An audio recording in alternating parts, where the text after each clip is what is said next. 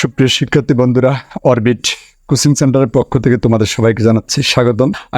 আমরা এর আগে একটি ভিডিও ক্লাস করেছি। এই ভিডিওতে আমরা রাইট ফ্রম ভার্ব নিয়ে আলোচনা করব। আমাদের আসলে আলোচনায় চলে প্রশ্ন কীভাবে সমাধান করতে হয়। এটি আমাদের রাইট ফ্রম ভার্ব নিয়ে দ্বিতীয় ভিডিও। আশা করি তোমরা দেখবে। এই ভিডিও দেখার সাথে সাথে লাইক, কমেন্ট এবং শেয়ার করবে। তাছাড়াও কমেন্ট অবশ্যই লিখবে আমাদের কোন দিকে ভিডিও করলে তোমাদের জন্য আরও ভালো হবে, বা এক্ষেত্রে আমরা তোমাদের সহায়তা চাচ্ছি। ঠিক আছে, চলো আমরা আমাদের যথারীতি কাজ শুরু করি। উপরে আমাদের যে শব্দ আছে, প্রথম শব্দ কন্ট্রিবিউট। কন্ট্রিবিউট শব্দ অর্থ অবদান রাখা। এরপরে কনফাইন, দ্য ওয়ার্ড কনফাইন মানে সীমাবদ্ধ করা। এরপরে শব্দ কি করতে রাখা। প্রবত্ত কি করা, প্রমাণ করা। ওয়াকত্ব কাজ করা। ডেভেলপ অর্থ উন্নত করা। রিচিবত্ব গ্রহণ করা। আর এদিক থেকে বি মানে অ্যামিজার, ওয়াস, ওয়ার। এরপরে অ্যাডাপ্ট অর্থ উপযুক্ত মানানসই হওয়া অথবা কোনো কিছু যথাযথভাবে গ্রহণ করা। এছাড়া বিকাম শব্দ অর্থ হওয়া। প্রশ্নের দিকে আমরা চোখ দিই। অ্যাকর্ডিং টু দ্য হিস্টোরি, ইতিহাস মতে বা ইতিহাস অনুসারে, ওমেন ইন দ্য পাস্ট, অতীতের নারীরা। এরপরে আমরা গেবে পাচ্ছি কাকে, গেবের পূর্বে টু ভার্ব হিসেবে ওয়ার পাচ্ছি। এখন আমাদের একটা জিনিস খেয়াল রাখতে হবে, আমরা যদি am, is, are, was, were এই শব্দগুলোর এখানে যে এম আছে, ইজ আছে, আর আছে অথবা ওয়াজ, ওয়ার, এই যে কোনো রাইট টু বি ভার্বগুলো যদি আমরা পেয়ে থাকি, এই টু বি ভার্বের পরে আমরা যে ভার্বকে বসাবো সে ভার্বের সাথে হয় আইএনজি হবে অথবা সে ভার্বের ফার্স্ট পার্টিসিপল ফর্ম হবে। তাহলে যেহেতু টু বি ভার্ব হিসেবে এখানে ওয়ার আছে, আমরা যে ভার্বটা বসাবো ওই ভার্বের সাথে হয় আইএনজি হবে, না হয় সে ভার্বের কী হবে, ফার্স্ট পার্টিসিপল ফর্ম হবে। কিন্তু দুটি কারেক্ট একটি। তা আমাদের দেখতে হবে এই যে সাবজেক্ট আছে, এই সাবজেক্টটা যদি এই ভার্বের কাজ করতে পারে তাহলে আমরা আইএনজি দেব, আর এই সাবজেক্ট যদি ভার্বের কাজ করতে না পারে তাহলে আমরা ফার্স্ট পার্টিসিপল ফর্ম দেব। এখন দেখো তাহলে ভার্ব কাকে আমরা সিলেক্ট করব। Women in the past were dash within the four walls. অতীতের নারীরা চার দেওয়ালের মধ্যে কি ছিল, বন্দী ছিল, তার কনফাইন ছিল, সীমাবদ্ধ ছিল। এখন সাবজেক্ট হচ্ছে ওমেন। বলো এই ওমেন কি নিজেকে নিজে কনফাইন করেছে? না, কখনো কোনো নারী চাইবে না তাকে নিজেকে চার দেওয়ালের মধ্যে বন্দী রাখতে। তাহলে আমরা নারীকে চার দেওয়ালের মধ্যে বন্দী নিশ্চয়ই কোনো শাসক গোষ্ঠী রেখেছে বা তাদের পরিবারের প্রধানেরাই রেখেছিল। এই জন্য আমরা এই সাবজেক্ট যদি ভার্বের কাজ করেনি তাহলে প্যাসিভ ভয়েস ভাববো, আর এক্ষেত্রে প্যাসিভ ভয়েসের জন্য ভার্বের কোন ফর্ম দেবো, পাস্ট পার্টিসিপল ফর্ম। তা আনসার হিসেবে আমরা কনফাইনের সাথে কি লাগাবো, এডি মিনস কনফাইন্ডের কোন ফর্ম, পাস্ট পার্টিসিপল ফর্ম করবো। এরপর লাইন দেখো, বাট অ্যাট প্রেজেন্ট, কিন্তু বর্তমানে। তাহলে অতীত থেকে কোথায় চলে আসছে, আমরা বর্তমানে চলে আসছে। তাই এখন পাস্ট টেন্স আর করবো না, প্রেজেন্ট ফর্মে আসবো বা প্রেজেন্ট টেন্সে করবো। সাবজেক্ট দে, ভার্বের কাজ করবো বি নাম্বার গেপ। এখানে আছে লঙ্গার। লঙ্গ শব্দটা আসলে অ্যাডজেক্টিভ। ইউজুয়ালি অ্যাডজেক্টিভের পূর্বে গেপ পূরণ করতে হয় টু বি ভার্ব দিয়ে। সাধারণত অ্যাডজেক্টিভ পূর্বে গেপ পূরণ করবো কে দিয়ে, টু বি ভার্ব দিয়ে। সো আমরা এখানে টু বি ভার্ব বসাবো। এখন দেখো টু বি ভার্ব হিসেবে কে আছে এখানে, বি। এই বি এর জন্য অ্যামিজার, ওয়াজারের যে কোনো একজন বসবে। যেহেতু প্রেজেন্ট টেন্স আছে তাই ওয়াজারকে বাদ দিয়ে আমরা অ্যামিজারের চিন্তাটা করবো। দেখতে পাবো আমাদের সাবজেক্ট আছে কে, দে, এটি বহুবচন। তাহলে বহুবচনের জন্য আমরা কাকে ইউজ করবো, আর কে। বি নাম্বার গেবে আমরা কাকে দিব, আর। অর্থটা দেখিনি, দে আর নো লঙ্গার ক্যাপটিভেট, এখন আর তারা বন্দী নয়, to their parents or husbands house, পিতা মাতা অথবা স্বামীর ঘর, তারা এখন আর কি নয়, বন্দী নয়। With the passes of time, সময়ের সাথে সাথে, দ্য আউটলুক অ্যান্ড অ্যাটিটিউড, মনোভাব এবং দৃষ্টিভঙ্গি। তাহলে আউটলুক, দৃষ্টিভঙ্গি এবং মনোভাব হ্যাভ বিন ড্যাশ, পরিবর্তন হয়ে গেছে অথবা উন্নত হয়েছে। পরিবর্তন শব্দটা এখানে নেই, তাহলে আমরা উন্নত শব্দটাকে ধরে নিতে পারি, উন্নত। এখন হ্যাভ বিন, হ্যাজ বিনের পরে ইউজুয়ালি ভার্বের পাস্ট পার্টিসিপল ফর্ম হয়। সো সি নাম্বার গেবে আমরা যেটা দেবো সেটা হচ্ছে কোন ফর্ম, পাস্ট পার্টিসিপল ফর্ম। তাহলে ডেভেলপের পাস্ট পার্টিসিপল কি হবে, ডেভেলপড, LOPD। তাহলে আরেকটু ভালো করে দেখো, ডেভেলপ কেন দিল, হ্যাভ বিন হ্যাজ বিনের পর সাধারণত ভার্বের পাস্ট পার্টিসিপল ফর্ম হয়, তাই আমরা কোন ফর্ম বসালাম, পাস্ট পার্টিসিপল ফর্ম বসালাম।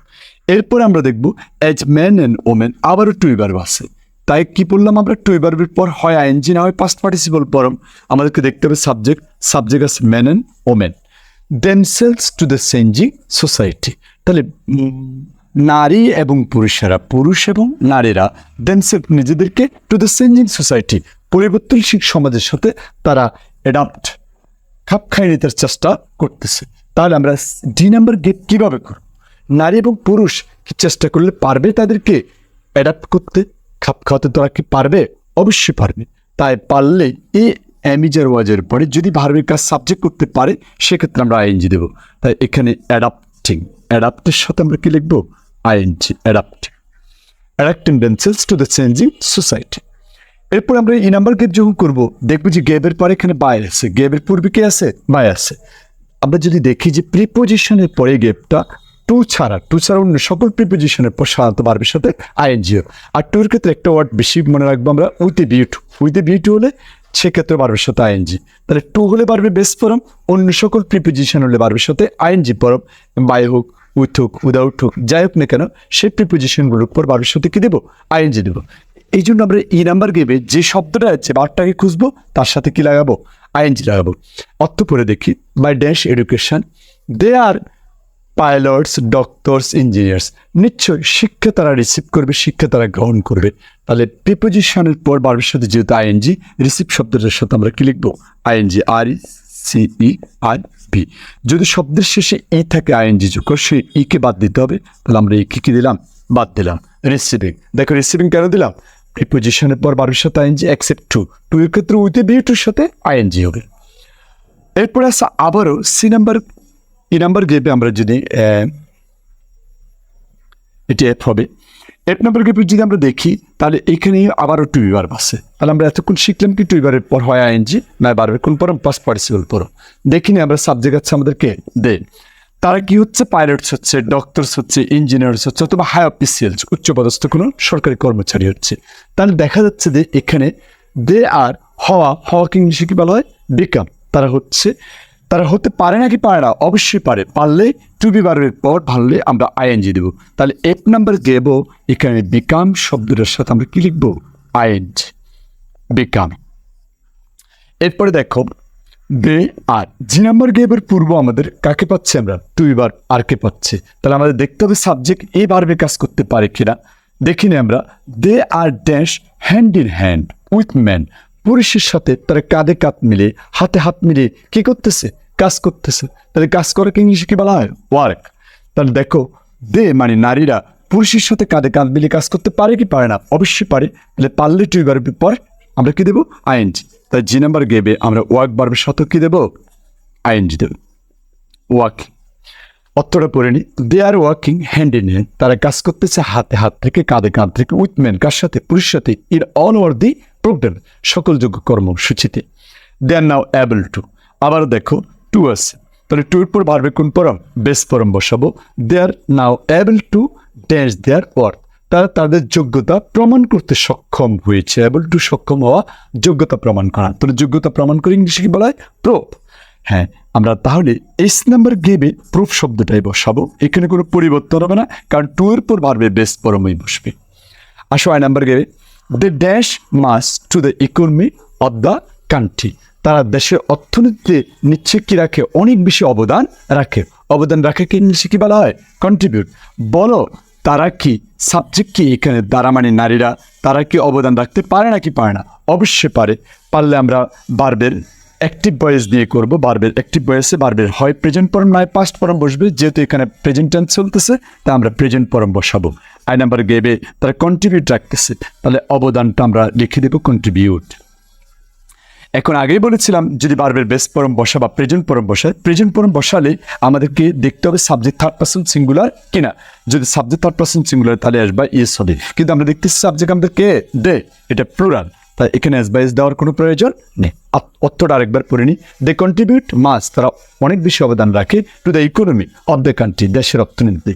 নাও it has come to the realization, it has come এটা এসেছে, টু দ্য রিয়েলাইজেশন উপলব্ধিতে অফ ম্যান পুরুষের, দ্যাট যে নো ডেভেলপমেন্ট ইজ পসিবল কোনো উন্নয়ন সম্ভব নয়। আবার দেখো এখানে যে নাম্বার গেবের পূর্বে আমরা বাইকে পেয়েছি, কিছুক্ষণ আগে আমরা বাই ই নাম্বার গেবে পেয়েছি। তাহলে বাইয়ের পর বারোর সাথে কি হবে? আইএনজি। অর্থটা পড়ে নিই, ইজ পসিবল সম্ভব নয়, তাহলে no development is possible by dash half of our population idle at home. আমরা আমাদের ঘরের অর্ধেককে নারী, নিশ্চয় ঘরের অর্ধেক বলতে এখানে কাকে বুঝেছে? নারীকে। হাফ অফ আওয়ার পপুলেশন আমাদের জনসংখ্যার অর্ধেককে আইডল রেখে দিয়ে অ্যাট হোম বাড়িতে কখনো কি করতে পারে না? বাই ড্যাশ রেখে দিই। তাহলে রেখে দেওয়াকে ইংলিশে কি বলা হয়? কিপ। বাইরের পর বারের সাথে আমরা কি দেবো? আইএনজি। সো যে নাম্বার গেবে কিপ বারের সাথে কি হবে? আইএনজি। আসলে দেখো, নারীকে আমরা অর্ধেক নারীকে ঘরে রেখে দিয়ে আইডল হিসেবে আমরা কখনো উন্নতি শিখরে উঠতে পারি না। এই প্রসঙ্গে আসলে নজরুলের একটা কথাই আমাদের মনে পড়ে যায়, কোনো কালে একা হয়নি কি জয়ী, পুরুষের তরবারি শক্তি দিয়েছে, প্রেরণা দিয়েছে বিজয় লক্ষ্মী নারী। আসলে বিজয় লক্ষ্মী নারীকে যদি আমরা ঘরে রেখে দিই, কখনো আমাদের দেশ উন্নত হবে না। ভালো থাকো সবাই, সুস্থ থাকো।